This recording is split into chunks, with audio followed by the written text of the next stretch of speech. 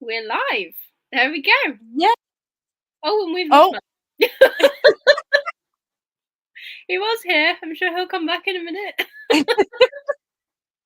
Oh, here we go. there you go. There you go. We went live and you disappeared. It's like you ran away. As long as you can still hear me, it's all fine. Yes, Yeah. we can, and we Good. can see you as well in a minute, so that's good. That's always good. But welcome everyone to my channel for the live show for the final book in the Legacy trilogy. Legacy, oh God, of Light. I always get this wrong The and backwards. chonker of all chonkers. The Third and final book in the series. Very exciting. And we have a very special guest, obviously. Mr. Matthew Ward is joining us. This is the second time you've been on my channel. I feel very honoured. Thank you so much for joining us today. No, thank you for having me. And taking time out of your busy schedule. Well, let's just jump on into it. Unfortunately, due to sickness, I am literally like this far from the end.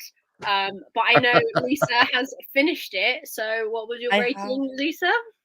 The same that I gave the rest of the series, 5 stars. There you go. Woohoo. It was again, I got through so much of the book without crying, and I was like, I could do it. I could get through one of his books without any tears. And I was like, okay, maybe not. And just to preface this conversation as well, there will be spoilers. So if you have not read this book or the series, maybe jump off and come back when you have, because we like talking about spoilers and there is a lot to unpack in this series. I think this is probably one of the most intricate series I've read in a very long time. Yeah. How did you even keep track of all of the perspectives? And how did you choose who to be in the heads of? Because I just don't know how you did that. It's actually more straightforward than you might think, because obviously all the way through, although it's not always quite as clear necessarily, the same protagonists carry the through line all the way through the book. Obviously, one of the characters who looks like the protagonist actually kind of isn't, and that's where our spoiler comes in. I think we've talked a little bit about this on Twitter, as it used to be called, is that obviously Victor is kind of the setting and the story rather than one of the characters, but he looks a lot like one of the characters for at least the first book. Yes, deceptive, very deceptive, sir. 100%. We did get to the end of the live show last time and we had our predictions, and I was like, I predict that Victor goes bad, and I am sad and glad to see that. Do you like being happy more than you like being right? That was the question, wasn't it? I think if you asked my other half, I think he would say that I prefer being right over being happy. For me, though, like in the first book, like throughout the whole series, there's this thing where like you can't really say there's actually a big bad, because there in is their a mind, bad. well, but they're doing it for, like although Victor isn't doing nice things, in his mind he's doing it for his right reasons, and so he thinks he's doing the right thing. So he's not just being nasty for the sake of being like a villain for the sake of being a villain. I think we had this conversation, Matthew, about the first book about Abigail, because in her mind she's like doing it for like the greater good. Yeah, for the greater good, for the people, like to save everyone, and it's like, but really, murder? Really? I mean, I suppose they're kind of on the same path, really, because Abigail gets a lot of bad press because she is very obviously it's tempting to say the bad guy now, but she is very, very ruthless about what she wants. She's very single-minded and very focused, and actually the same is true of Victor as well. So it's probably for the best they're never really on the same side. Yeah, they would not work well as friends. The difference is that Abigail starts off not listening to people, and Victor listens to people less and less and less and less and less as he goes through, because I think particularly by the time you're into the last book, the second book is all people going, Victor, you should come up and fix this. We need you to come and fix this. He's going, no, I think that'd be a terrible idea. I shouldn't come and do this. That'd be a terrible idea. Fine, I'll come and fix it for you. And then, of course, in the last book, it's a series of people saying, are you sure? Are Yeah. you sure this is the no? Fix this. No, I am, because you told me I was the person that should come and fix this, and this is the thing that you wanted. Yeah. You left Um, me alone in my own world, on my farm, Oh I my was my quite imaginary happy in my wife. imaginary world. Yeah. Didn't know it was imaginary, but doesn't matter. That's a detail. We'll get through that. That's different. Yeah. But yeah, I mean, obviously, Jasiri is always at the heart of it. Milana is always at the heart of it, and other characters tend to come and go. Some of Yeah. them Yeah. decided they wanted to stay a lot longer. I think Kirkus was never supposed to be quite as central to the story as Oh he my ended up being. god. He's my He is one of favorite. my favorites. He's the way that he's just like, Yes, sir. sir, yes, sir, plump pot. Like the way that he just Anastasia, everyone else thinks Anastasia is Plump this pot. like this like this being that like needs to be praised, or like, is she a demon, or is she like she's got all this power inside and it's just like, hey, plump pot. Like Yeah. it's kind of No, I like mean, the gone. secondary father figure or the secondary like caretaker of Arcturus as well, Mm. which like their relationship was just Yeah. so like No, I mean, characters like Kirkus are wonderful because they ground everything, because it's difficult with fantasy. Is often it's of one or two extremes, isn't it? It's kings and princes and high ups, or it's the people who are down in the mud at the other end of it. Yeah. And Legacy definitely tends more to the first half. There are a lot of nobles. There are gods. There are royals. There are, people of rank and status, even if they necessarily don't enjoy that status quite as much as maybe they want to or should. yeah. But Kirkus is kind of normal within that setting. I mean, he's obviously Yeah. not quite normal. He gets away with all kinds of things he shouldn't. Anastasia is only the least of it, but he is a lot more. He's a lot more relatable. I think that's why people connect with him, because he does. In the same way, a lot of people love Anna as well. It's because she says the things that you would want to be able to say yourself in those situations. Just go, no, I really don't think so. You're just an idiot, aren't you? Really? And we all have those situations every single day of our lives. And you just go, what if I just didn't have the filters for a minute? How's that going to go? Yeah. I'm going to be really happy for a very short period of time, and then it's And going to then go I'm very gonna be badly after funny. that. Anna has Um, literally no filter and I love her so much. Yeah. Like when Victor turned her into the doll, like that was such a heartbreaking thing because like she's such a free personality and that sort of like changed it, didn't it? So she's Mm. like um she's she became like really sort of like well obviously reasonably appreciated she became bitter about it and she didn't really feel like herself anymore. That bit was really, really hard to read about because you saw like, although you did see little glimpses of it when she was, starting to come to terms with the fact that that's how she was going to be. Mm. And the fact that she, for a moment, thought like of not going back to Jasiri, I was like, don't you dare. And I do like the fact that when she was first in and he first saw her, he did sort of doubt himself a little bit, like, could Mm. he still be with someone that looked like this? Like, and yeah, that very human side of him came out, not just like the hero that nothing phases. Like, it was this very real human moment of could I still be attracted to her? Am I still attracted to her? Like, do I still want to be with her? And then Mm. he was like, no, absolutely, yeah, yeah, because it's just Anna at the end of the day, and Yeah, I will say that that was Anna's arc is one of my favorite ones to watch unfold throughout this whole series. yeah. Just because I was like, there's got to be a resolution. What's the Mm. resolution? Obviously, the resolution that you gave us in the end, Mr. Ward, was not a pleasant one, and I'm not happy with it. Sir.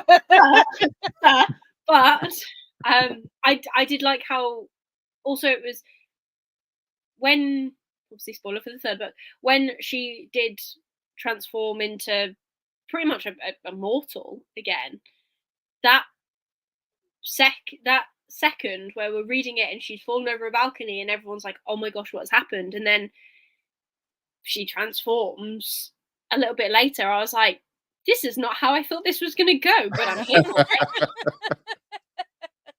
Like the amount of times I thought she was actually dead. Like, Yeah. it's Yeah. like, is it this time? She is. Is it this time? But then when when that whole thing happened and they were all preparing for her to no longer be there, and Yeah. that whole scene, I was like, oh my god, this is actually it. She's actually something's broken Yeah. inside her. Like she's actually gonna be gone. And I was like, well, there's she's cracking. Like, what could happen? She's cracking. And then it was like, Like me. like, like I'm still here. I just like, a little bit different again. I don't do it just to mess with people. I will say that. But I think it's particularly by the time you get to the third book, you've got a fairly good idea of the characters that you're invested in Mm. as a writer. But also by that point, you start to get some idea of the ones other people are attaching to as well. Yeah. And So I you just think decide to off it's them. Thank you. yeah. Like, see ya. I mean, it was always the goal with the series was to try and one of my favorite book series is Bernard Cornwell's Warlord Chronicles, which is his King Arthur Mhm. retelling, which is not particularly fantastical. It's got a lot of stuff in there where you go, is this magic or is it just that the weather's gone a bit funny? It's got a lot of that in it. Was Merlin really dead or was he just waiting for someone to bring them some cheese? And you just don't really know. But what it does very, very well is it gives you those peaks and troughs that it's something I go back to and reread quite a lot. And it's that wonderful thing because you get through and the bad things happen, but you know what? They've all come together and they've all defeated this threat and it's all going to be all right for a bit. And can it not just stay like that for a bit longer? Maybe we can just imagine we're going to stay in this space here and it's just going to be nice now. But Yeah. there's still 2 books to go. So the chances of that are and of course it then peters back out again. I think Legacy Trilogy has a more upbeat ending actually than the Yeah. Warlord Chronicles, but it is that trying to create something where you can just live in that fantasy world of it's all right, it will be better this time when I read it, even though I know that the story is going to be the same way. Just Mm. being able to live in that moment before the tragedy comes back in again. That's kind of part of the point of a story of that shape and size, Yeah. because Yeah. I mean, ultimately, everyone pays for the terrible mistakes that they have made. Yeah, I do like the fact that there's consequences for people's actions as well. It's not just magically, just because there is magic in the world doesn't mean that it magically makes everything. Magic Mm. makes everything better, or magic heals everybody and like fixes everything. Because Yeah. I do like that sort of grounding in reality in that way, where like Because there's a we've hard read magic books where system. it's like, oh, you're Yeah, dead. No, not. Oh, you're dead. No, you're not. And it's like, Yeah, well, and there's no reason why. Yeah, so it's yeah. Then every time they convenient to die, you're happen. like, it's fine. They'll come back. Yeah. Like, and then you kind of lose that like bond that you've created with these characters because you're like, well, you've told me you've died 15 times already, and yet you're still here. Like, yeah.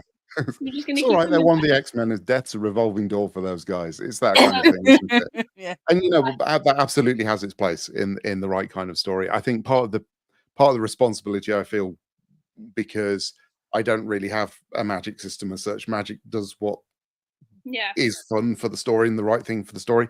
So you Yeah. still have to have that sense of at least there are moral consequences to Mhm. everything. Yeah. Yeah. Because I do have I'm not a big believer in magic systems because it's just science by another name at that point, at which point it can just be science for the Yeah. most part.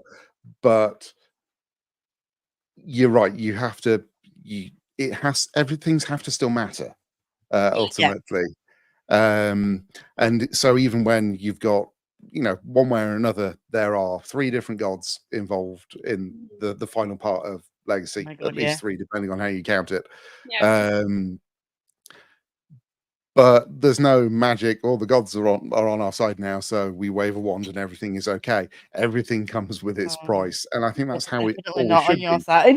Yeah, That's one of the things well, I say one of the things. A lot of things I love about this series. I did love the gods. Like they Yeah. will there was again similar to the whole people having magic. It's that Jack was out for himself, and it would twist it would twist everything to his own Mm. like. And then you've got the Raven, which I actually liked the Raven. Yeah. I feel like the Raven was almost like the morally grey character that you do love, because they were like in charge of death essentially. But at the same time, like he did have good moments. Like he brought Sevica back, and like all he wanted was to make Rosa happy at one point. And I was like, it's a bit weird, but fair enough.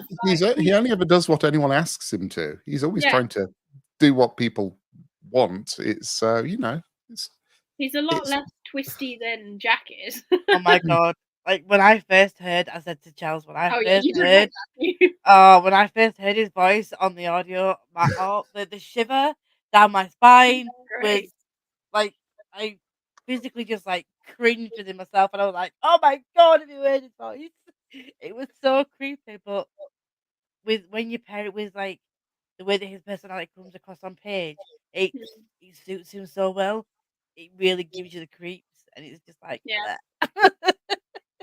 Yeah, I and he's mean, also just like poor the old Jack though. excellent child as well. Like they say that a lot. Like when he comes across, and it's like, oh, he sounded hurt, or he sounded, everyone cheats me, and he's just very much like he gives very much like youngest or middle sibling. Like no one ever treats me right, and no one ever cares what I think. I feel like I have to ask how many siblings you have now, Charles. I have 3, but I'm the oldest. There we go.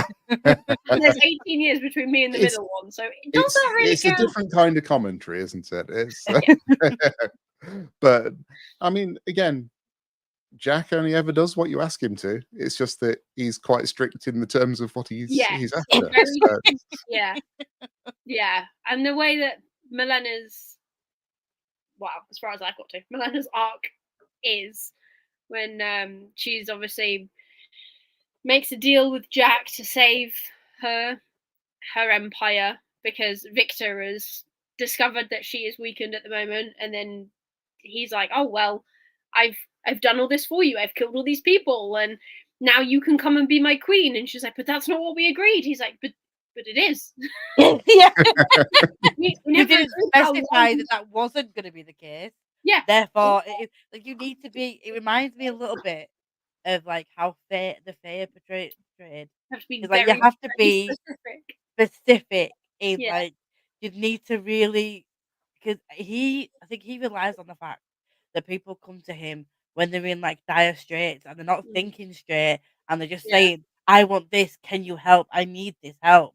And then Yeah. he's like, "Right, okay, yeah, I'll give you the help, Yeah. but you haven't said that you don't want this to happen on the end of it. yeah. Therefore, that's what's gonna happen because that suits me and my agenda." And, like, Yeah.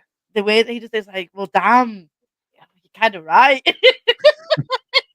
And just that scene as well in the second book where we go into like his realm and we meet all of his wives, Ooh, and they're like, "I want her hair," and I was like, Jesus, this is that made me go, ooh. Never like, quite look "Oh, at a stone circle the same way again. no." Not really, no. Like, "So this is what it means to be Jack's queen. Okay, let's not do that." Yeah, I not mean, they might have been crazy when they went in there. You don't know that. Possibly, well, maybe. they're But crazy I now. really like Might work out next time. It might. I don't think so. She became Briar and other growing things. So no, I don't think it would ever work out. Not for me. But people at the beginning of the series when I started reading it, and, like, people I thought would be, like, sort of like I didn't expect Savaka to be such a prominent character. Although she's not the main character, she is quite she's one of the ones that you do constantly come back to seeing the POV from, don't you? So, Yeah. same with Rosa. I didn't expect those 2 to be as integral to the story as they ended up being. So even though they weren't, Mm. like, one of the main characters, like, their contribution overall is something that really made the story because Yeah. they linked everyone as well, didn't they? Like, Mm. Yeah, because I feel so like in the first one, we meet Sevica. She's come back from the navy. Her mother, Abigail, is like, "You're going to take up the mantle. Like you need to stop playing around now. Come home, learn to coerce and bully people into doing what you want." And then you're like, "Okay, cool." And then you get into the second book, and her and Rosa are together. And you're like, "Oh, this is really lovely." and then they go off separate ways, and then they, both semi-die and undie, and they I love that. Semi-die, kind of almost. she comes back. And then I really liked how in the third book you've got Chalamet. I don't think I'm saying that right. Chalamet in it. Yeah, the guy that teams up with Victor to figure out how to bring people back from the dead, and he's like, I know she died.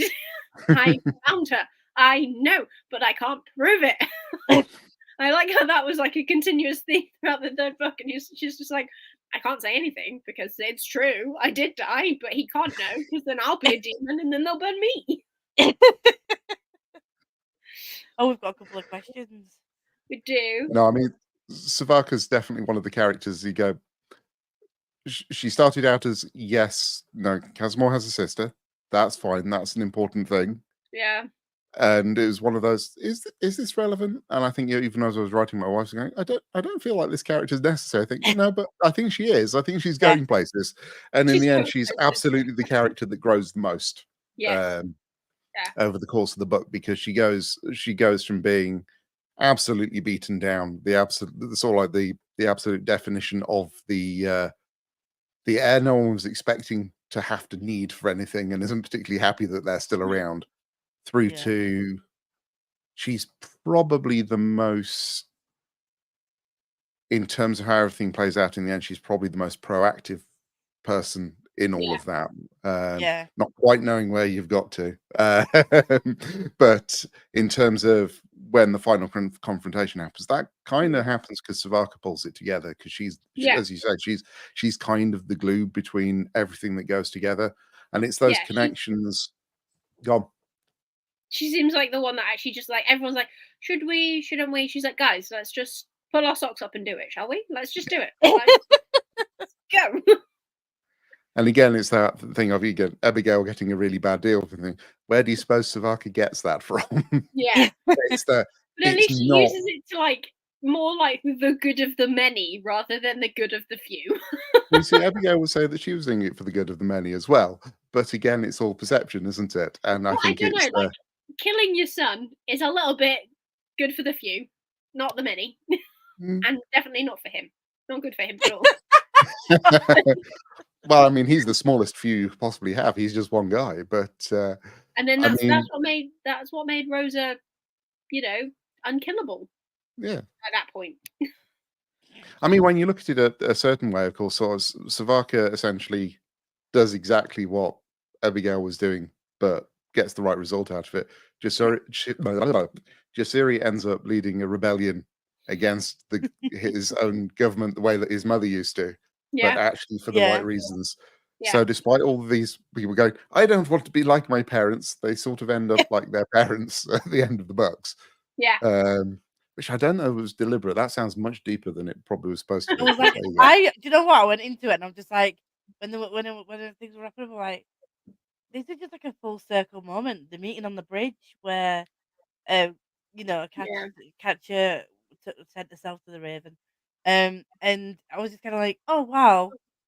Like, it is actually against Victor, who everyone thought killed Catcher in the first place. And I was like, this is genius. Love it. There you go. Again, I mean, weirdly, the sort of not the grand setup of that entire thing, but almost how things play out between Victor and Jasiri, and third character that I won't mention because Chelsea almost certainly isn't quite there yet. How's that fun? It might be. I don't know. Might be. That's one of the bits that does go back 20 years of when sort of the idea of part of that story was first in my head. So being able to bring all of that together after all that time, no, this will work actually, won't it? Because this will sort of, even though some of those characters have changed a lot along the way, because obviously, back in the day, Victor was a much less empathic figure at any point in that story, really. Jasiri is probably a lot younger than he was when it was originally done. Characters like Sadara are a lot more assertive and a lot more rounded, I think, than they would have been had they been written 20 years ago. Yeah. I want to Dog. shake Constance. You want to shake Constance? In the same way a dog shakes a rabbit, I'm getting the impression. The thing is, in this book, I was like, I'm starting to root for you, dude. Like you're turning around, and then he tries to kill Kirkus, which is not okay in my book at all. But, lots of people tried to kill Kirkus. It's fine. I mean, killing Hawking was fine. Like she deserved it. I'm not gonna lie. I do like how old Sirius was like, "Run, Hawking! She's on crutches." Like, yeah, like she kind of did deserve it. She did like betray the family that sort of like that trusted her. So in that bit I get, but yeah, that Constance. I don't know. I was so easily fooled by him as well. Like as soon as he started being nice to Altruist, I was like, oh, maybe he has. He's he really does actually like him. Well, he does actually like him, but I thought, oh well, And then when it came out, he actually had a bit of Victor Shadow in him. I'm like, oh. Because that made sense to me. That made more sense to me than just the fact that because when we learn that Constance has power, it's not really discussed at that moment where it's come from. It's almost as if, well, to me, I got the impression that I was like, oh, well, maybe there's a possibility that Sadara was born with light and Constance was born with dark, and it's kind of like some sort of prophecy equilibrium thing. But then when you get to the point where you find out that Victor actually gave Constance some of his shadow, you're like, oh, that makes so much more sense, because he was not a bad kid. Like, no. And I'm sure Victor wasn't either, but there was none of that like preemptive. Like in the first book, we see Victor very much like trying to cage his shadow, trying really hard to be good, whereas Constance, when we first meet him and he's young, he had no cares in the world. Like he was running around trying to he was a little troublemaker, wasn't he? But he wasn't like, he never came across as the kind of he was never like vindictive or evil at that point. Whereas I feel like in the third book it was very much like, and he does it a lot, especially when Victor and Sadara and him all escape and go into exile, and he's very much jealous that Victor gives Sadara some of his shadow, and he's like, why do you favor her and not me? He's very much the younger child, isn't he? I'm not Well, I mean, that's the thing, is that I think there's clearly always a lot of expectation on what Sadara is going to be and how what Sadara is going to go on to be. Yeah. And then Constance is, well, you're also there. That's fine. Yeah. And it is, it's funny actually, isn't it? Because I think that maybe the first time, is it the first time we see him where he's pretending that he's Jack, actually, and he's covered in mud because he's been the garden. I'm the king of Valhalla. You think, oh yeah, that could be taken as foreshadowing actually as well, but it's not deliberate. So it is that same thing of, well, no one's paying attention to me. What do I have to do to get your attention? Run away. A lot. Yes, stab people. It's fine. Yeah. Yeah, I do feel for him, but then again, when talking about them and their parents, I will say the only real disagreement me and Lisa have ever had on these books is about Lady Rebecca. Because I was like, I completely see what she's doing and why she's doing it, and Lisa was very much against me on my point. I was like, but Anastasia's not a demon, and she's being really nasty to Anna, and Anna doesn't deserve it. And yeah, we had a bit of a. And I was like, no, Anna doesn't deserve it. You're right. However, like, she was raised in a certain way and she believes certain things. And that's kind of like what happens, unfortunately, when people are put in these situations and then something differs from their expectations or what they've been taught. And then they react badly. But I can understand what she was looking at. She was looking after her kid.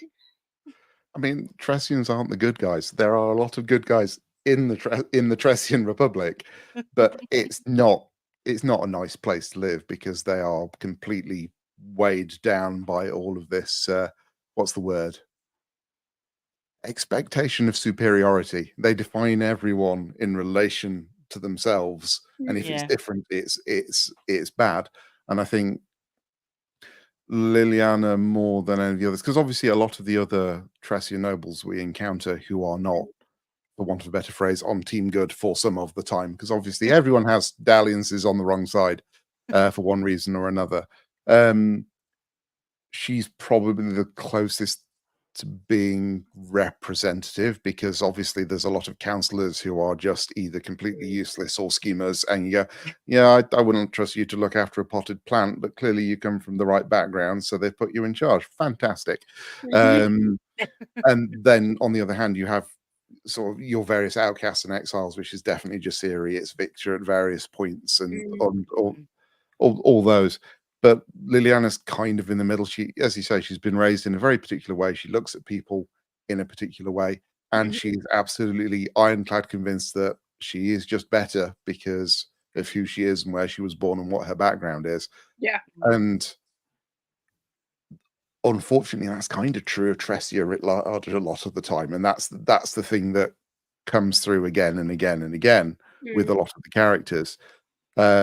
Whereas, of course, the Hadari always, they are the bad guys in theory, at least in most of the time, but they are much more accepting and always a dangerous word to use. They're much more equitable as a society. Things are, they have their weird little traditions as well, because obviously Milana has her own things she has to work through. Yeah.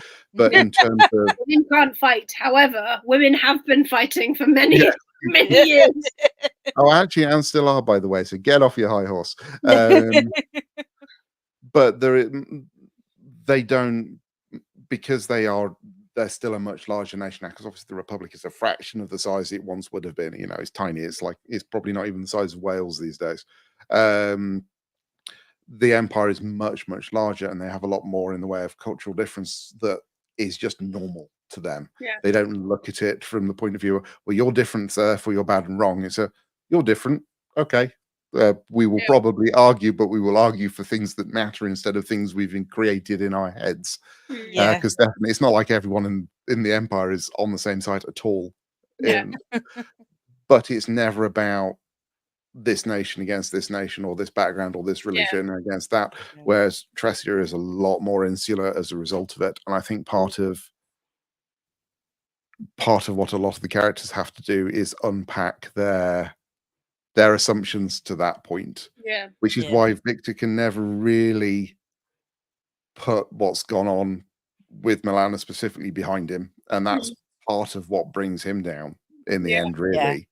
Whereas Jasiri, because he's got that different lived experience, Jasiri has been the other in Tressian society, because it's basically, well, your parents were wrong, and so clearly you're wrong then as well. So we will just treat you like a prisoner and second-class citizen your entire life, and just blame you for things when it's convenient.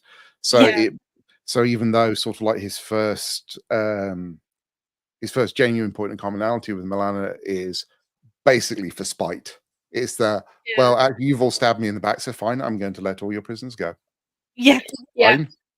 That was such a petty moment, but I was like, I like how they kept up that relationship as well after the fact of him letting them go, and thought that was quite nice, because it makes sense. Like countries, republics, empires should really talk to each other. Yeah, really. I think it's a good thing generally. Communication, who'd have thought it? Just making friends. Why not? I did like the Thracians as well.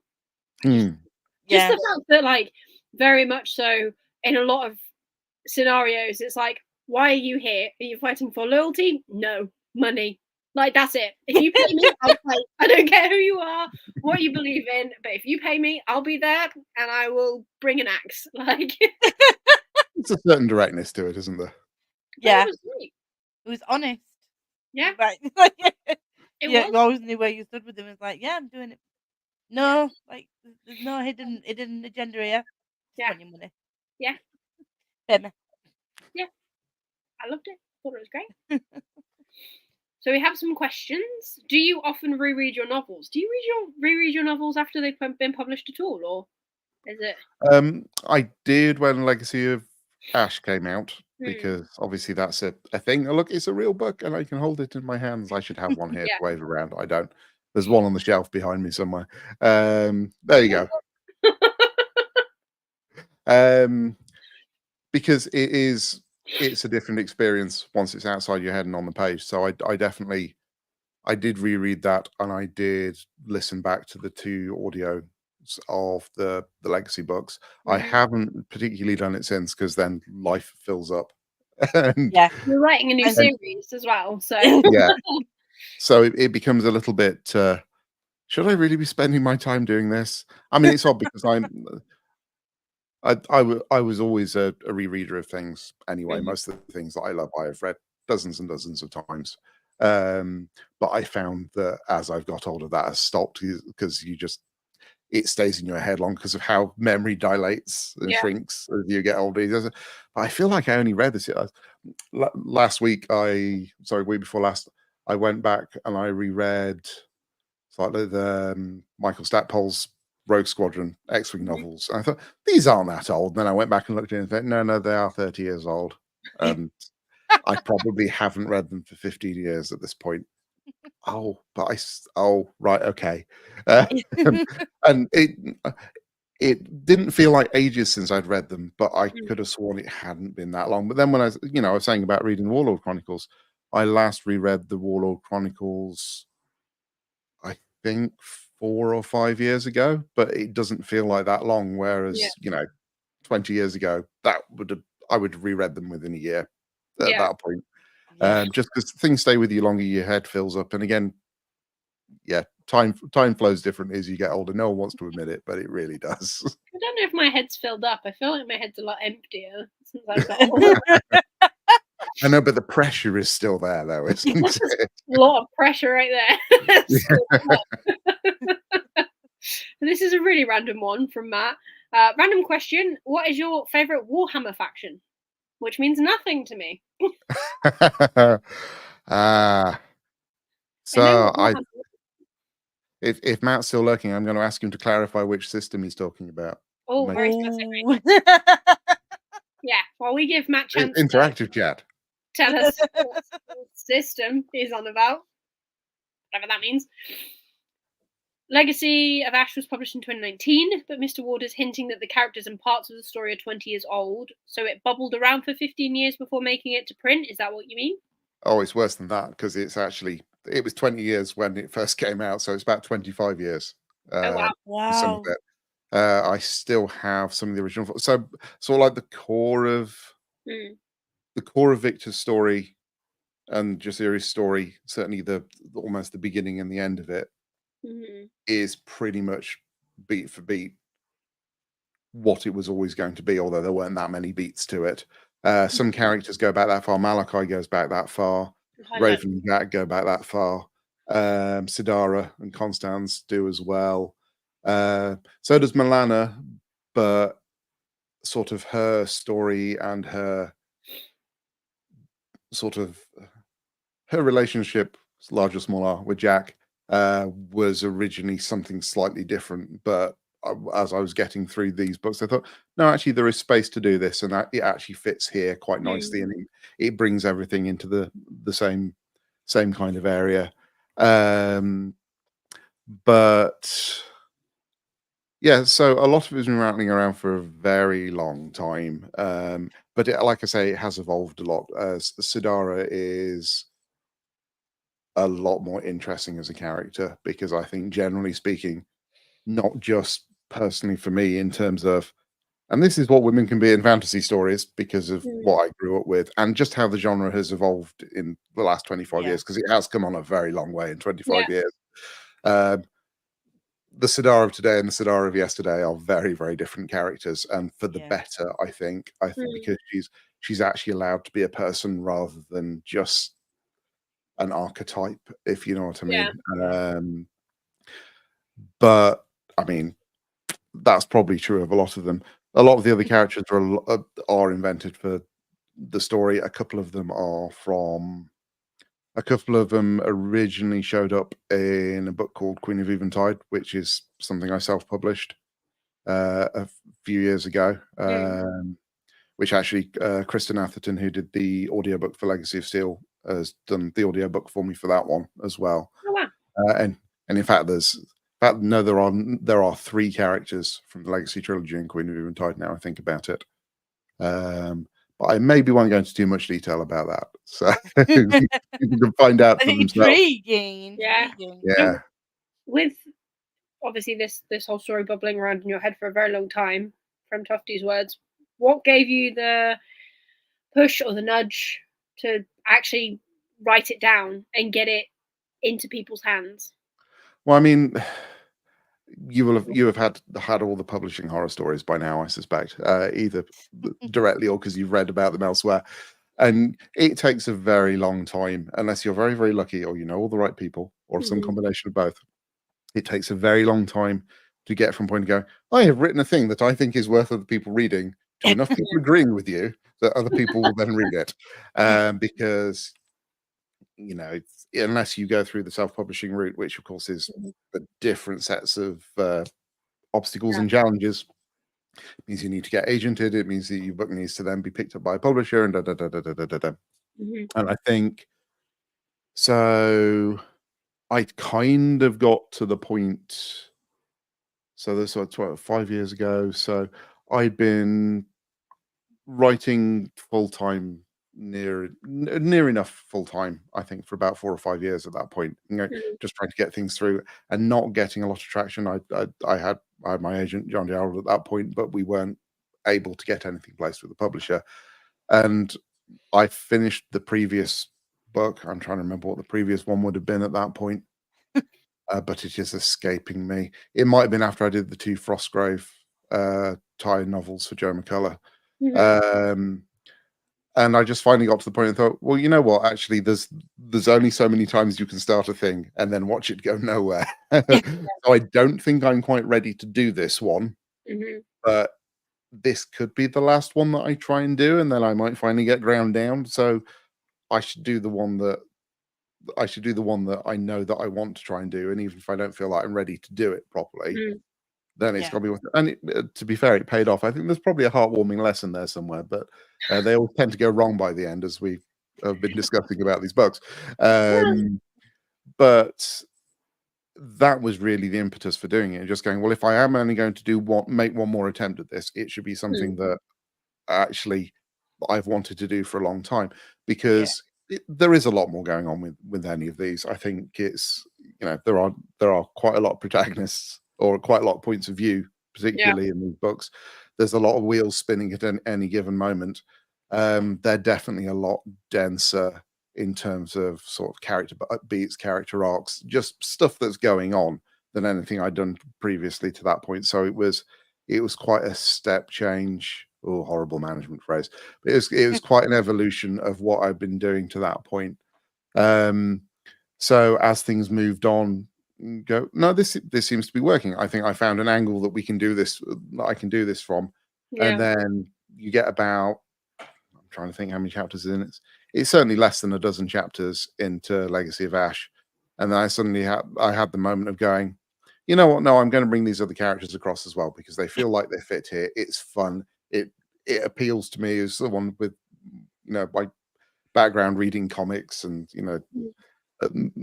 no, this is fine. All these characters can exist in this place. This actually works. This is fine, and that's when it really came together. Actually, Yeah. um, it stopped being.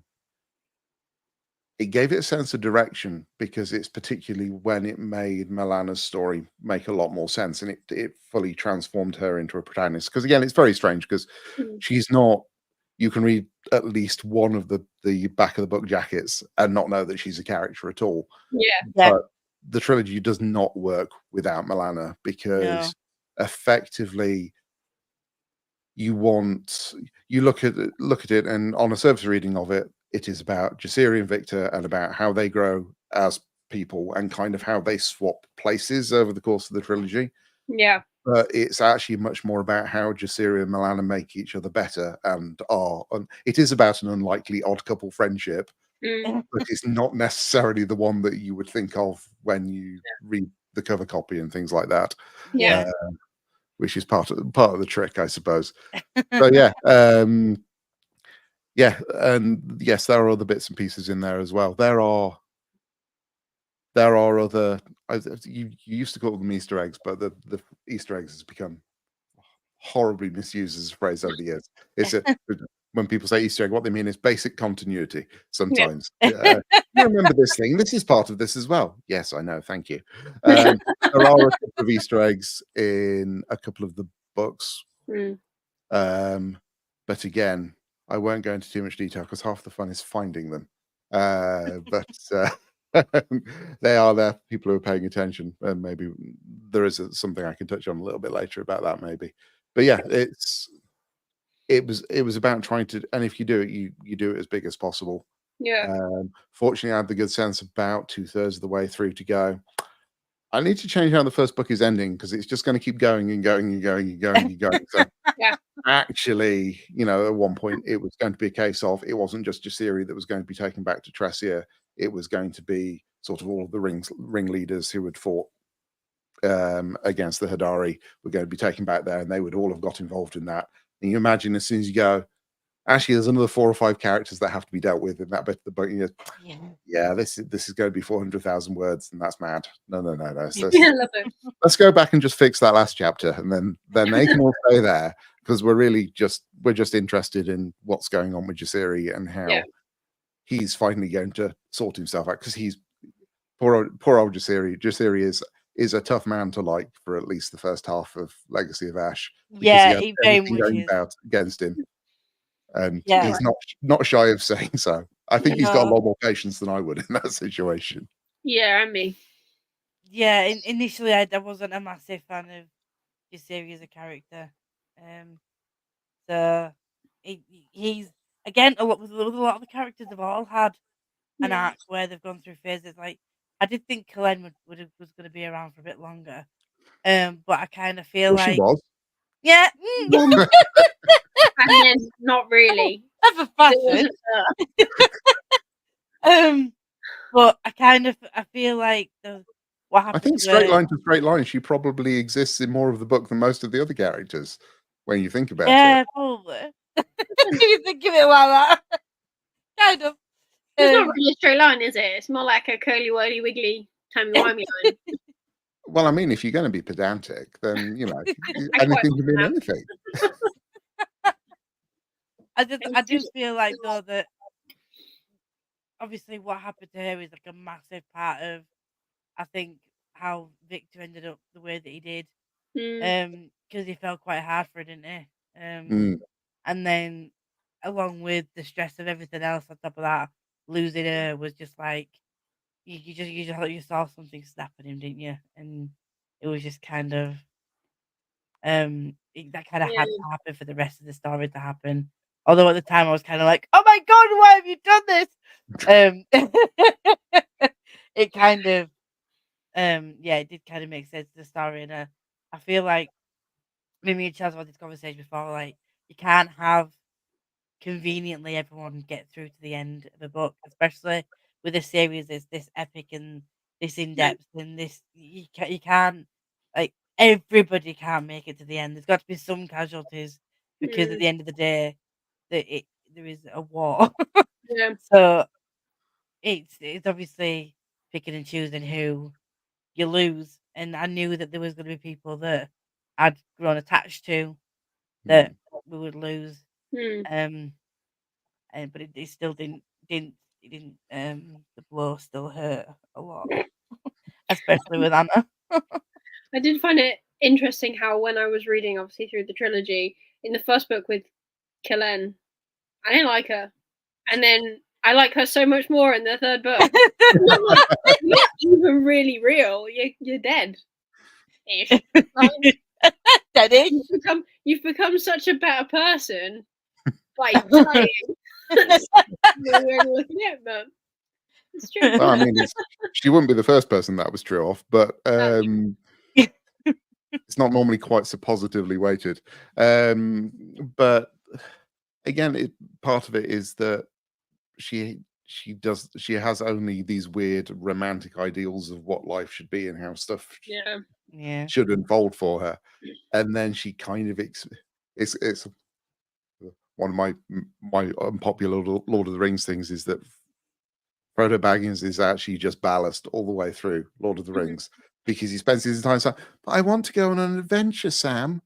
And then, but I don't want to be on an adventure, Sam. Who made me do this, Sam? It's not my fault, Sam. Carry This me is it. further, Sam. And Poor because Sam. he's sorry, Poor poor Sam. Sam. Yeah, yes, carries Frodo a very long Sam way. is the main character of Lord of the Rings. No, absolutely, absolutely. Because The Frodo best. is just this dreadfully spoilt middle class heir who's had to do nothing his entire life, has dreamed of this adventure so he can be as famous as his uncle. And then when the moment comes, he keeps agreeing to things because he's not brave enough to say, actually, I'm scared shitless. I don't want to do this. Can I just go home, please? Yeah. And then he just whines for 9 hours of movie time. And I don't feel at all sorry for him. But Colen's a little bit like that as well, because she's had these ideas put in Yeah. her head of what it is, the kind of life that she should expect if she was free of her situation. So she then pursues it Yeah. I in a don't way that only an love him, but I've made him fall in love with me. I know he's dead. Right. Well, now I can't leave. I need someone Yeah. else. Next. Yeah. I mean, there's something slightly Jane Austen about that, I suppose. But you know, it's but that experience then makes her who she is Yeah. when she's around later. And actually, again, of everyone who is involved with what's going on at the end of the story, Yeah. she's got the lowest actual genuine stakes. That's all behind her now. None of She's already it only dead. matters Yeah. because she's decided that it matters. Yeah. And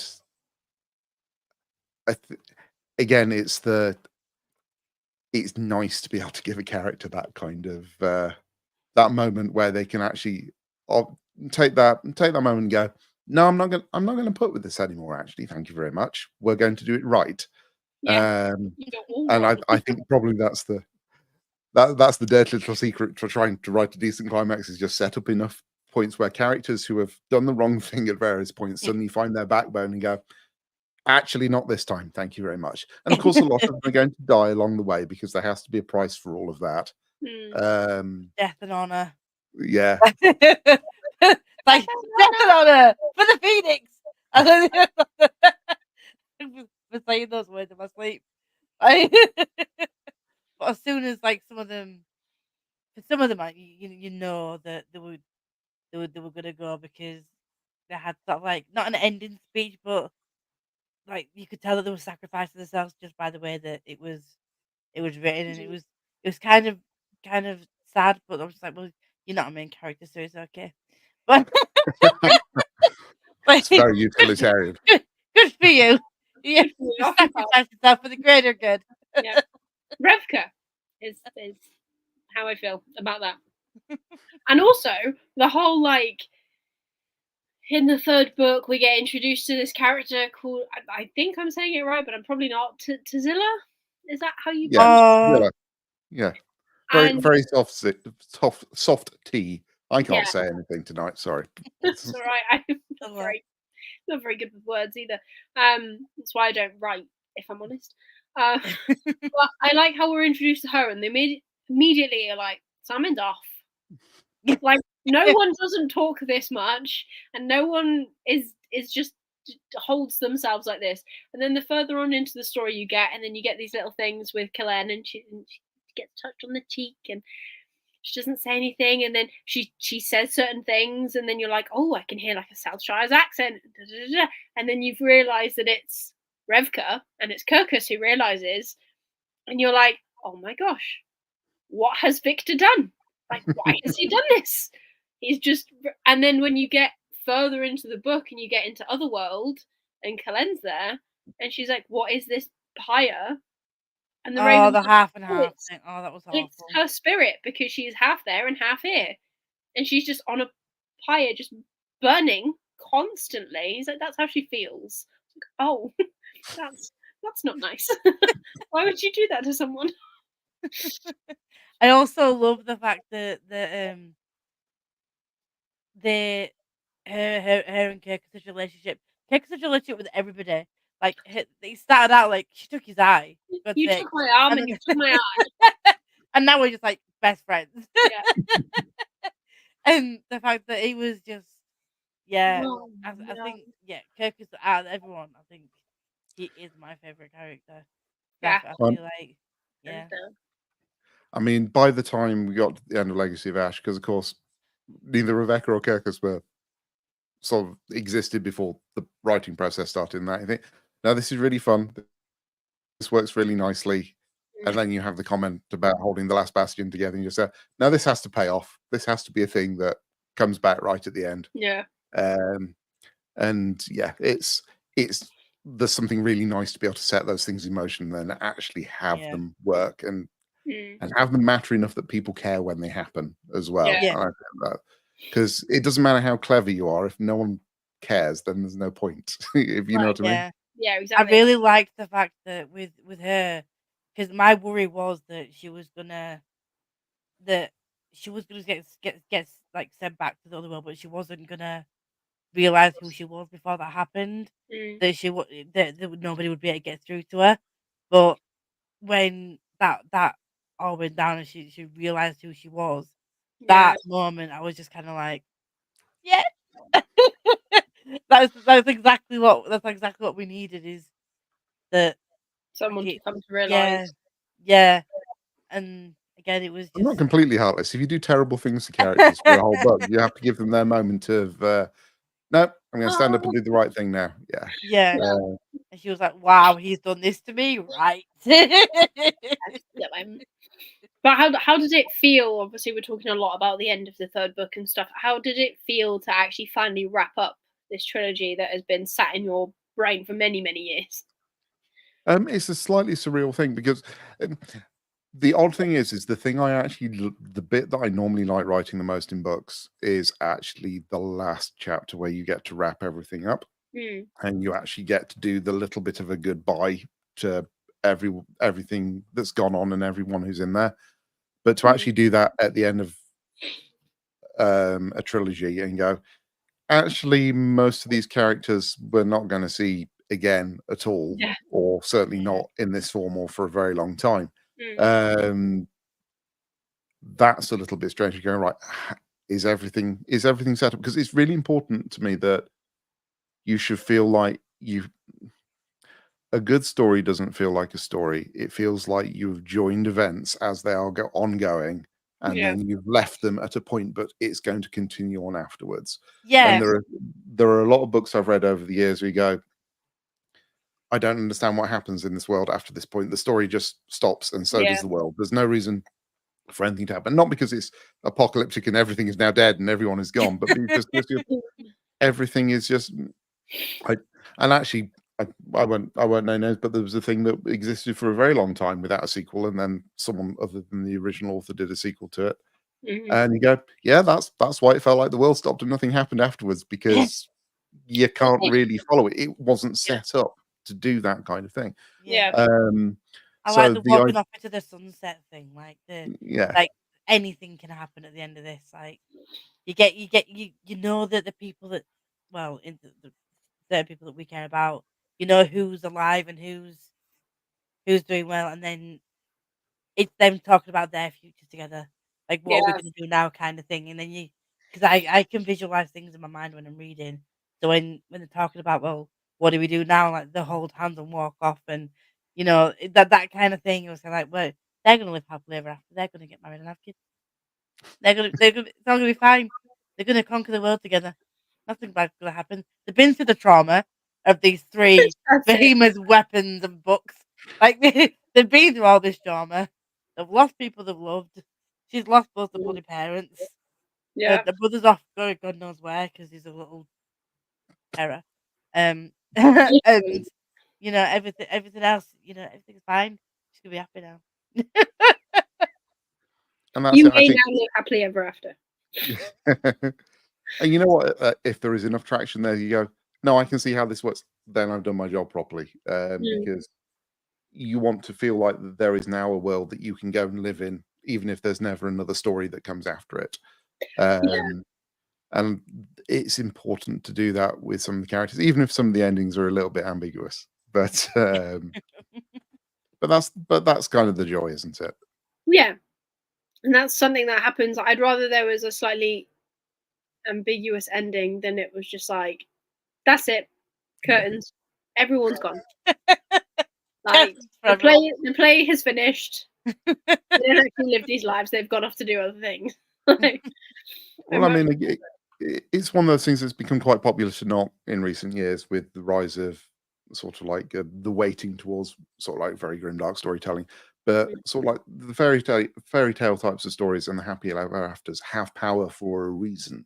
It's yes. because it is that catharsis. It's like they say about comedy. It's about a good comedian will make you really, really uncomfortable and then finally give you a reason to laugh at the end of it. It's exactly the same principle. You have to have that. You have to have that contrast because otherwise, there is no release for that emotion in there. And I think you can absolutely have out and out downer endings, and they can be very effective. But when I stop and think about even the things that I consider have downer endings, going back to the Warlord Chronicles, they kind of do everything that they intend to do.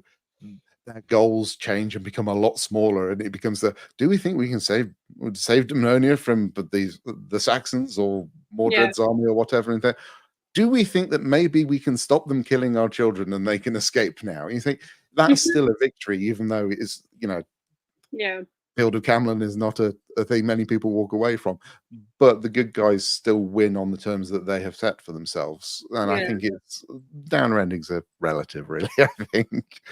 Don't mind just a sweet ending. They're all right. Matt has replied, by the way, Warhammer question. So, 40K.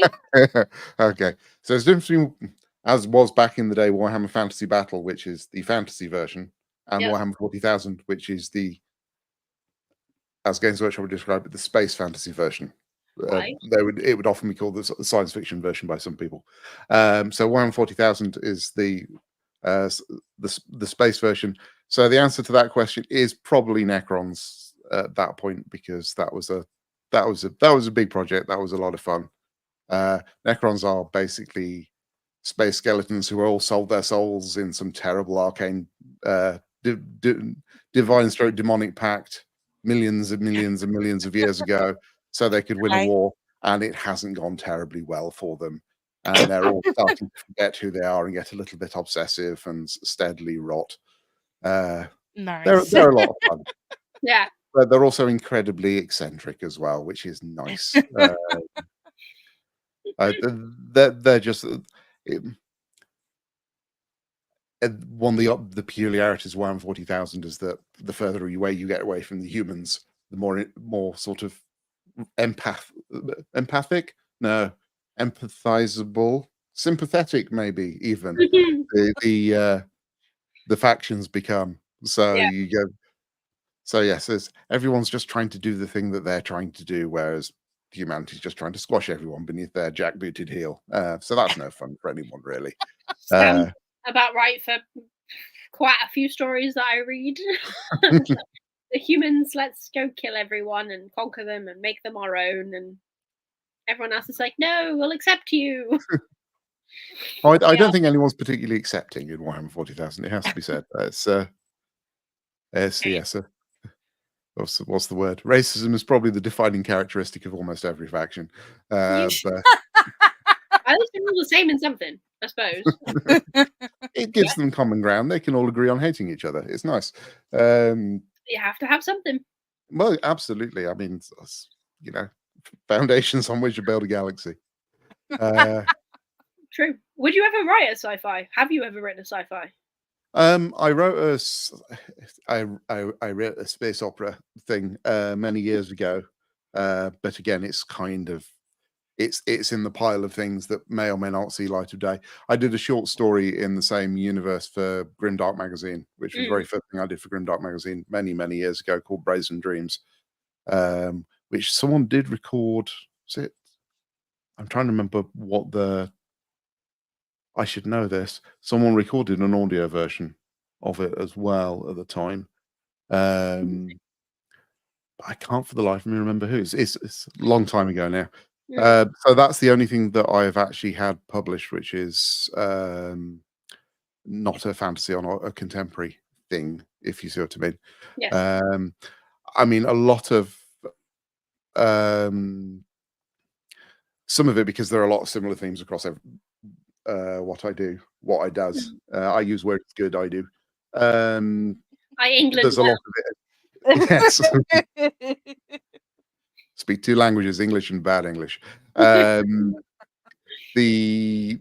lot of the themes have ended up bleeding across into Legacy Trilogy and then to the Soulfire Saga as well. So I don't know, as written, whether it would be something that would ever see the light of day. I think it would need a little bit of tweaking, because it treads on a lot of the same ground. There are definitely one of the problems after you finish something like Legacy Trilogy is you go, right, I could do no, I've done that.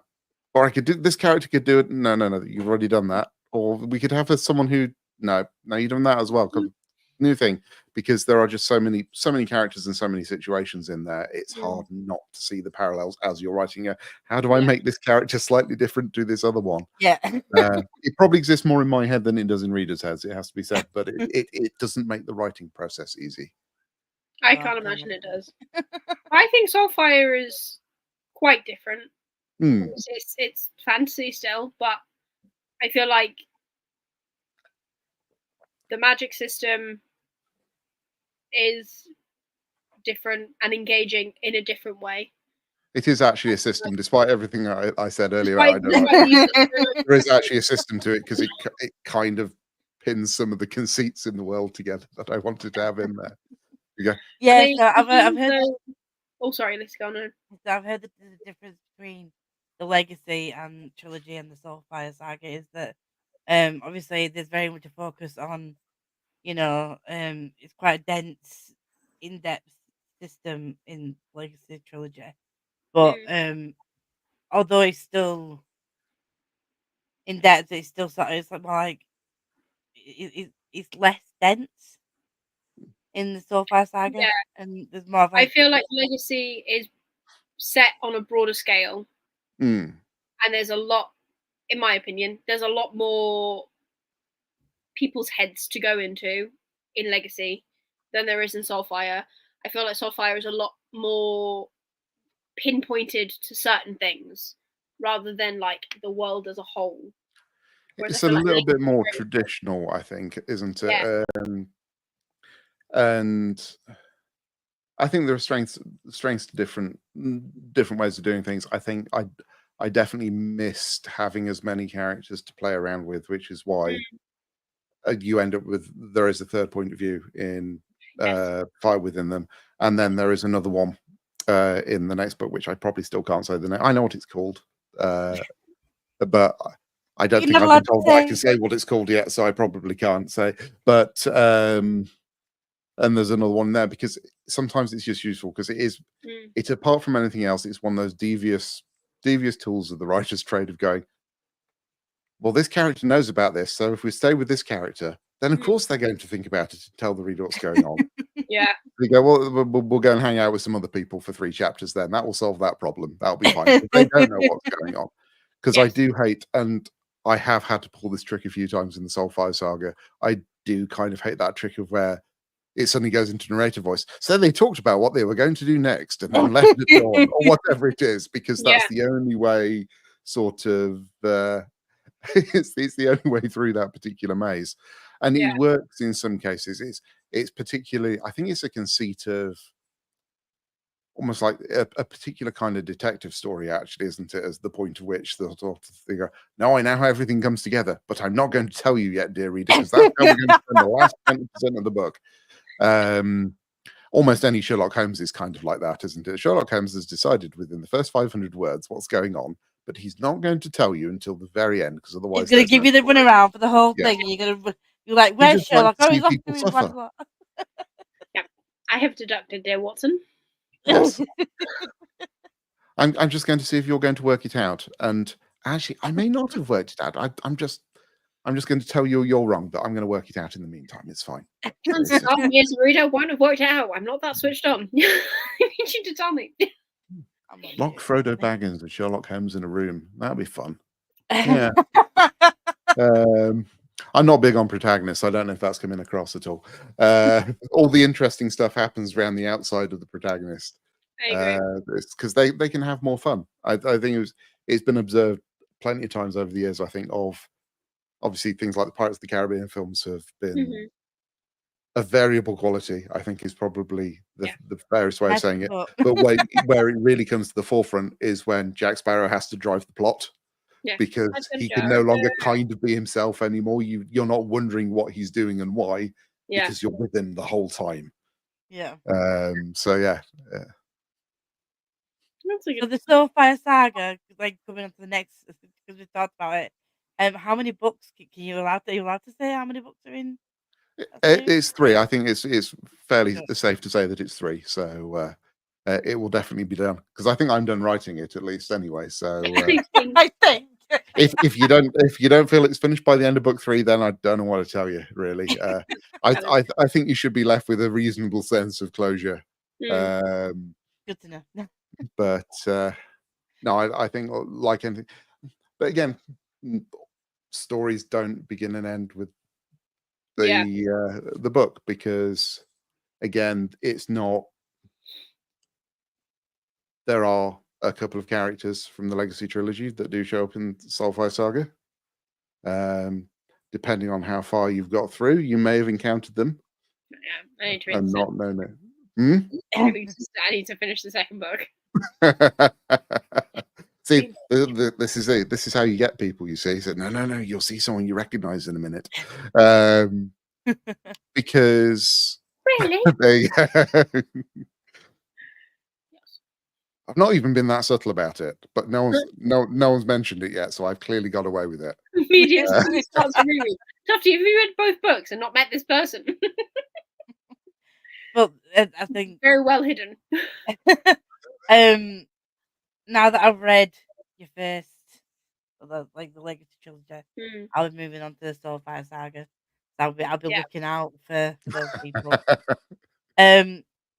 When it comes to battle, I keep saying one of the things, but another thing that I do like about your writing is the battle scenes that you like that you do. Like you start with one person and then you get to a point and then you like move to another person and then see what's going on with them and then I'm just like, but what's happening with them? Like you left them in this situation.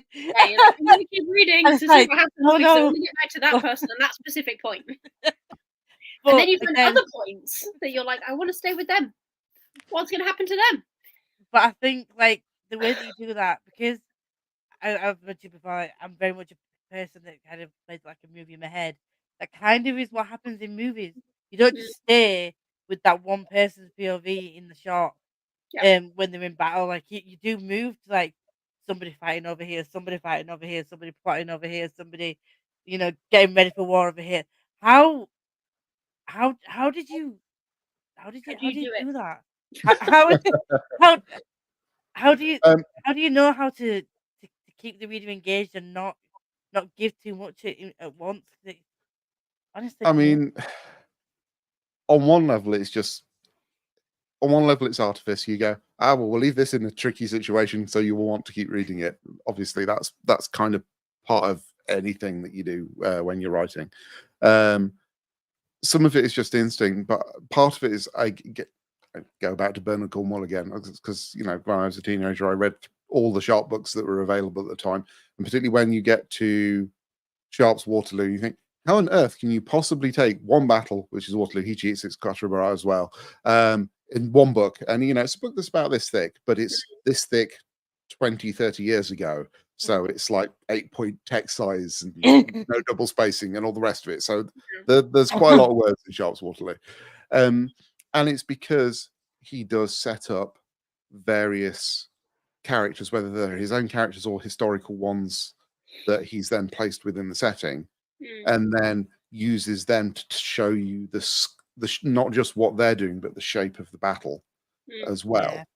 And obviously, I spent a lot of time writing, not on that kind of scale, but I did a lot of sort of writing of battles for Games Workshop in one way, shape, or form over the years. So some of the tricks come through from there. But again, part of it is just I want that movie feel to it.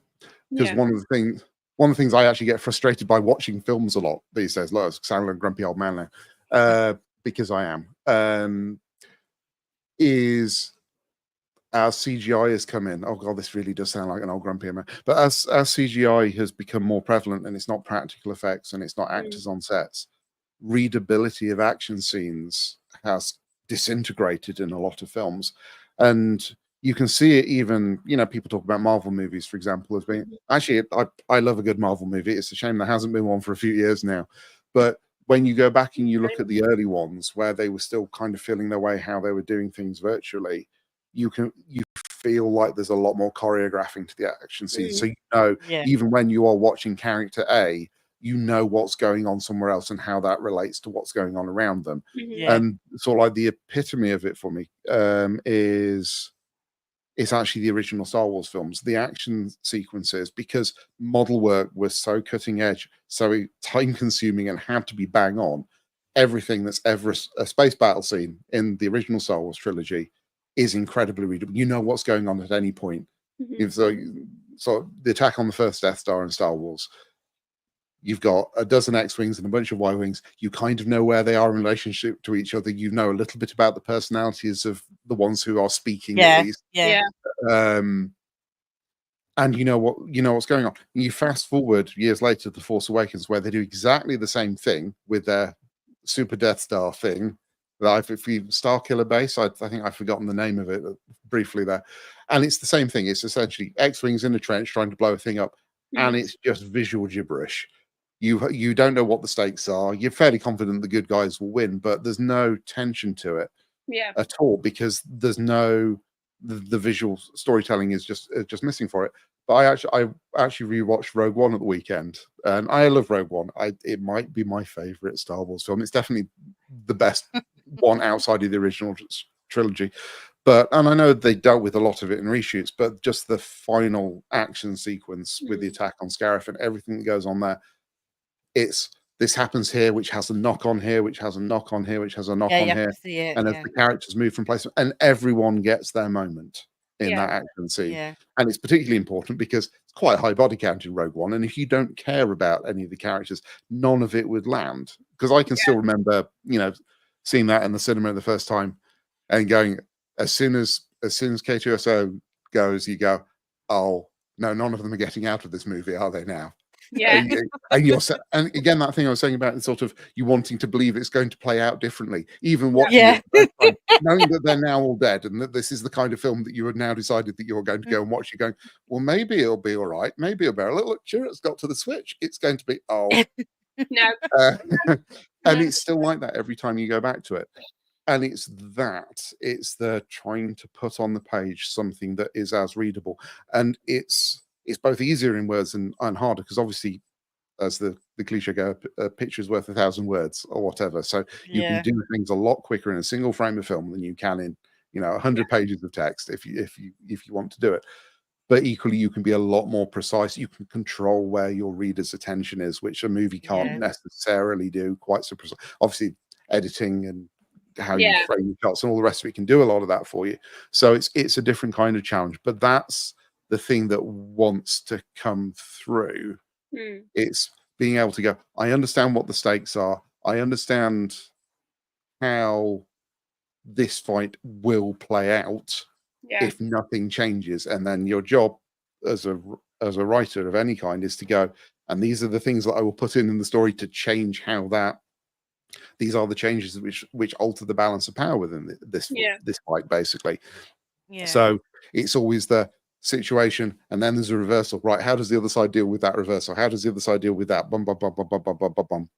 And again, if you want to stretch your point, it does go all the way back to at least as far as Lord of the Rings and the Battle of Pelennor Fields, as that is originally written, because that is a series of, well, things got worse, and then they got more worse, and then they got more worse, and then they got more worse even then. And then you have a series of situations where things start to rally, and there's the Rohirrim show up, and then that goes terribly wrong. But then Eowyn and Merry kill the Witch King, and that changes everything. And then the ships pull up from Pelagir, and the men of the Southlands, as it is in the books, or it's the Army of the Dead in the movies. And everything is constantly mush, but it's a constant give or take. It maintains that tension. Mhm. And it's remarkable how few named characters actually die in the Battle of Pelennor Fields. It is really just Theoden, I think. Mhm. There's not a hobbit dies. This I don't care about hobbits. Um, um, but A whole series. despite that, the stakes never crumble as a result of it. No one who's actually a main character in the Yeah. Fellowship dies after the end of the first book, but you always feel that tension because of how it's built up, and I think Yeah. that's that what makes you're you here feel to do, really. Yeah. I mean, That's it's something I will say because I plug these books at every opportunity. Back when they did they expanded Star Wars for the first true. time with the novels in the old expanded universe, and Timothy Zahn's Heir to the Empire series. It's remembered for a lot of things. It's remembered for Grand Admiral Thrawn. It's remembered for Mara Jade and some other bits and pieces that go in there. Talon Card is my personal favorite, but people don't tend to remember him because he's never been brought back. But what Timothy Zahn does incredibly well, because he's been writing, science fiction and space opera for as long as I've been alive. He's just remarkable at setting up those situations where Yeah. the battle continually evolves and he throws new factors into it. And certainly the battle that's at the end of Dark Force Rising, which is the second part of the Heir to the Empire trilogy, Mhm. is it called the Heir to the Empire trilogy anymore? I don't know. I think it's called something else these days. But the first book is Heir to the Empire It's anyway. What's in a name? Well, it's odd because I'm not sure the Warlord Chronicles was the Warlord Chronicles when it launched, and that became, or it certainly wasn't known that colloquially. Yeah. Or maybe I just didn't pay attention. That's always possible as well. I don't pay attention to a lot of things. Yeah. But the second book just does a wonderful job of going. It sets up a load of factions across the book, Yeah. and then how and when they all pitch into that final fight and how those resolve and how all the political and Mhm. actually sort of straight up battle stuff resolves in that fight. It's absolutely a writing masterclass in terms of setup and execution and payoff. It's just brilliant. It's just really, Yeah. really good. I would recommend it to anyone. And they do still stand up. I think it can be a little bit hard, like when I was reading the Rogue Squadron books the other week, and you go, Mm. but this isn't right now because the history of this character. I don't care. This book is better. I'm enjoying this one. I'm reading this. This is fun. I think the only time it gets confusing is when they go, well, we brought something back from the old expansion, like they brought Thrawn back now. Yeah. Yeah. And you go, I don't think this is the same character. He kind of looks the same. He's definitely put on more weight than I have, which is not ideal. But I don't think it's the same character, and because it's like two slightly different versions overlapping. There's almost Mm. like a heat haze, and I think individually they're both fine, but if you're familiar with both of them, it becomes a bit weird. But it's not a knock on anyone who likes the new version. I love Rebels, for example. Rebels is absolutely splendid, but it is a little bit strange taking something and then making it just different enough that it's noticeable and slightly jarring, which I do Yeah. find very strange as a I choice. think the one thing that I really need and I need in a battle is not just I do love myself a good fight. It's not just logistically like the stabby, shooty situation. It's how people are feeling in the moment as well. Yeah. Sort of, and the description of how the bodies are actually moving. It's not just she stabbed him. But like how did they stab? Like, like the whole description around it is that I think that's for me what makes a good battle scene, like a Mm. better scene. It's not just a description of what they're doing, it's how they're feeling when they're doing it. And Mm. obviously the description of the actions they're taking. Because then that translates into my mind like, when you're describing how they've moved when someone's gone to stab them or Yeah. whatever, you can that keeps you on edge because it's Yeah. like she launched for him, but like, what's this other person doing in this fight? Have they moved? Oh, they've moved. Like, and then when the battle is like, oh, she stabs him. Oh no, she's got him this time. But Oh no, she's got him this time. got him this time. Third But tries to jump. I like the way that it's everything. The whole situation is encompassed in one section, Mm. and it's the feelings as well. And Chelsea knows this. I'm very much a feelings person. Yeah, it So, was very emotional. so I like to know how people are feeling when Mm. they've come into contact with someone who, can wield shadow and potentially strike them down with a shadow. Like, are they feeling scared? Are they, do you know what I mean? And their Like, feelings. I need I need to know everything about what's going on with it, and I think you do Mm, that really well. Is you capture the feelings as well as the physical, as well as what's going along with like Well, I mean, everything the else. battle So, is just the thing that's happening, isn't it? The mm, story is how people are reacting to the thing that's happening. yeah, That's the thing that you're there for. mm. Um, and yeah, it's and the trauma of the yeah. battle. I was going to say, I'm very aware that every time that you've sat there and said, and I got really upset about this, or you made me cry about that, and I'm just sat here grinning like a complete idiot. You just, which is actually not how I feel about it. It's just that, but it's better to provoke a reaction than no reaction at all, which, like most truisms, definitely has a breaking point, but it kind of works here. I mean, Lisa is the scale of which I measure how unfeeling I am. Because I love books, don't get me wrong, and I 5-starred the last book. However, when I talk to Lisa about books, she goes, well, I cried at this, or this made me do this, or this, and I'm like, I just really enjoyed it. Like I didn't cry But how can you not feel the because apparently feelings I when don't. when Apparently I when just don't. when Alteris comes up to Anna and is holding her as she is fading away? How can you not feel that like that? How that would be I can devastating. empathize.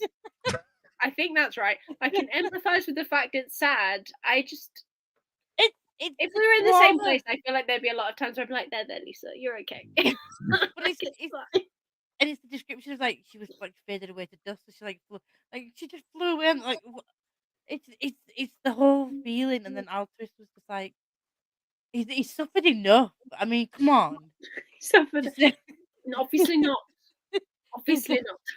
I think what there Chelsea is is trying just to say is that she understands emotion, she's seen them in other people, and one day she expects to experience one, but that is Yeah, not I'm just today. kind of more robotic, I suppose. It's the phrase.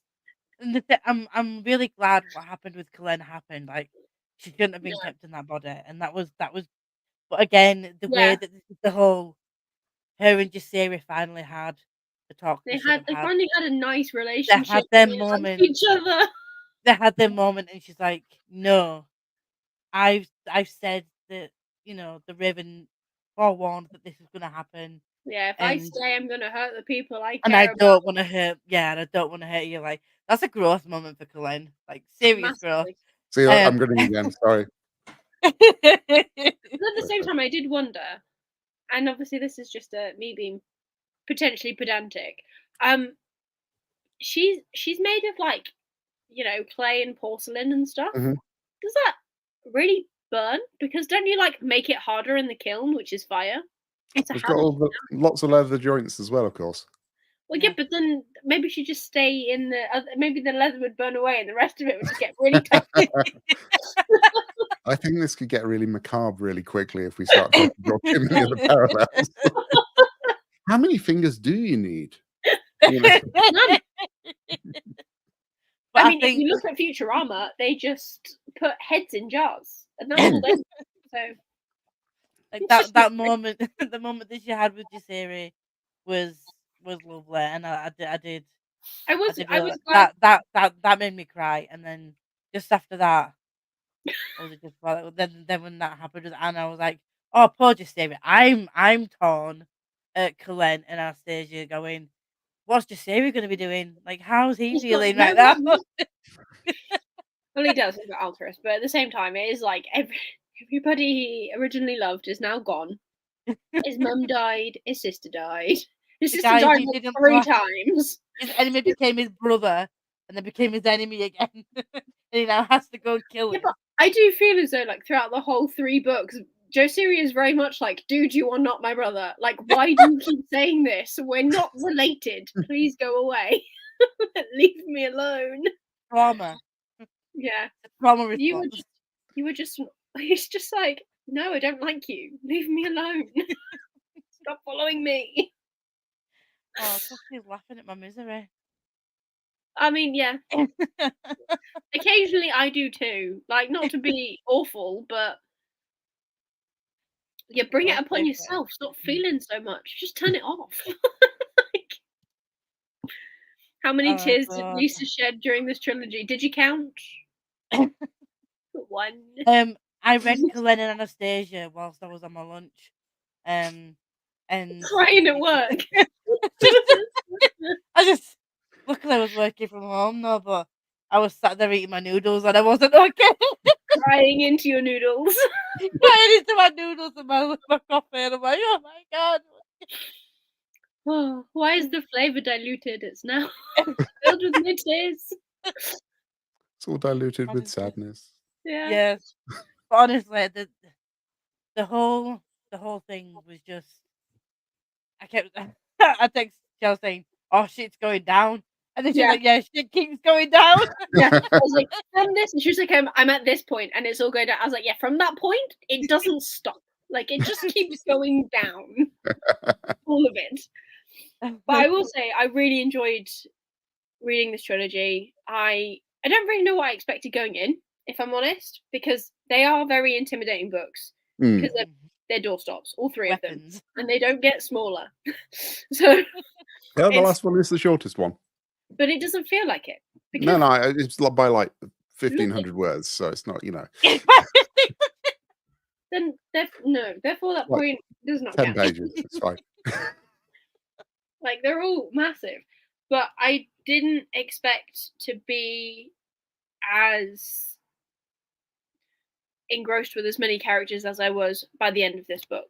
Like, Yeah. I feel like we've read longer series together, like five book series, and you follow half as many characters.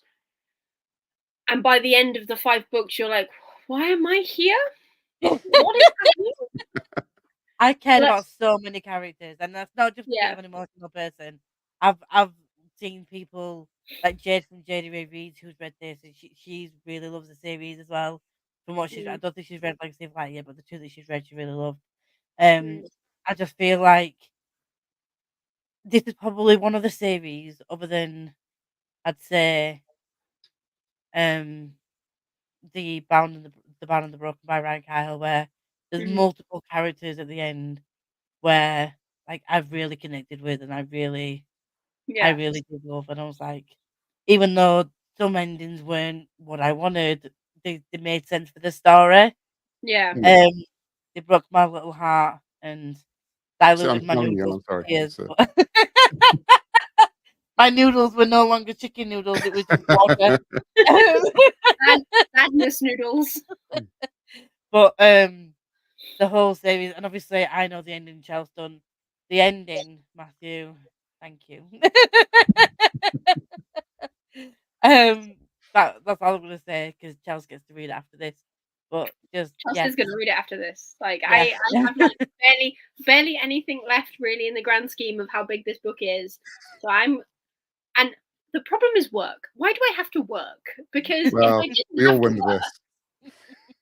and also if I hadn't got sick, I didn't have to work, I'd have finished this long ago. But unfortunately, when I get sick, I don't read. I'm not one of those people that's like, oh, I'm sick. I'm gonna just lie and read.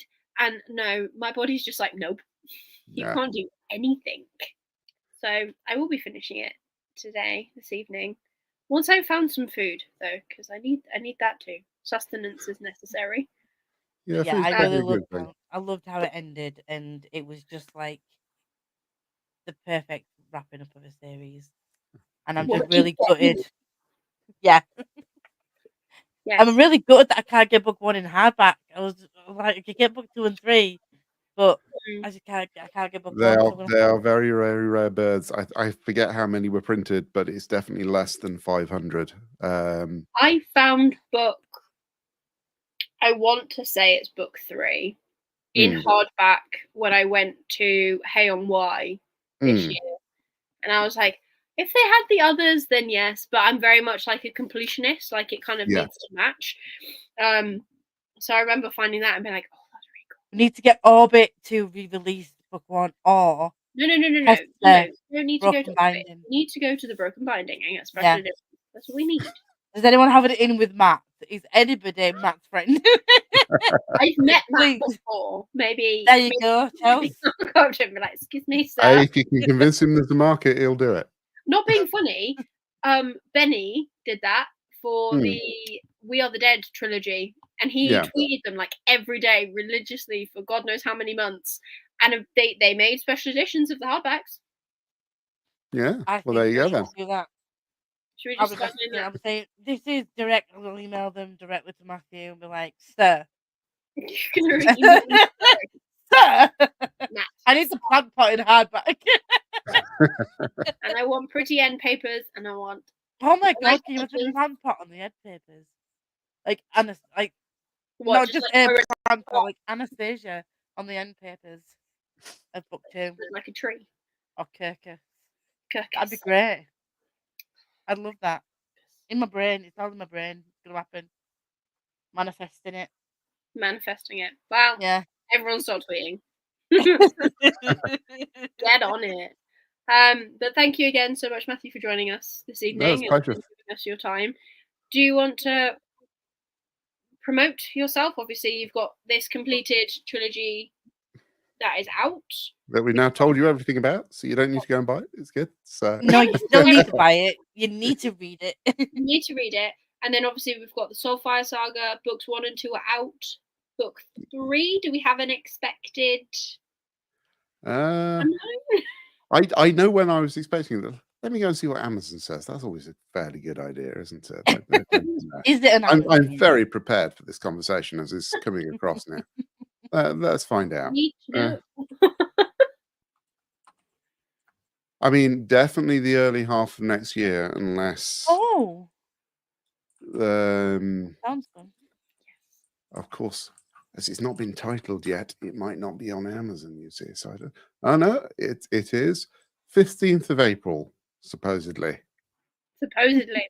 Love it. Supposedly. Well, nothing's real until it's real, is it? You know? Yeah. There's Well, anything less real than ink on a page. It's dots on a website, you know. It's but yes, so April next year is about when I was expecting it, because I think I've seen Tufty asking in the comments about how yes. quickly they were written together. Yes. Yeah, so these have been about 10 months apart. Mhm. So the idea was to try and turn them around a little bit quicker. So yes, we've more or less got there. It's been about 2.5 years, I think, one to the next, for everything to come out. So that's all good. Yeah. I've definitely got the proofs sitting on my iPad at the moment, which I need to get back to this week. Amazing. Well, you're always welcome back if you want to come back on to talk about that trilogy. I'd love to. For that.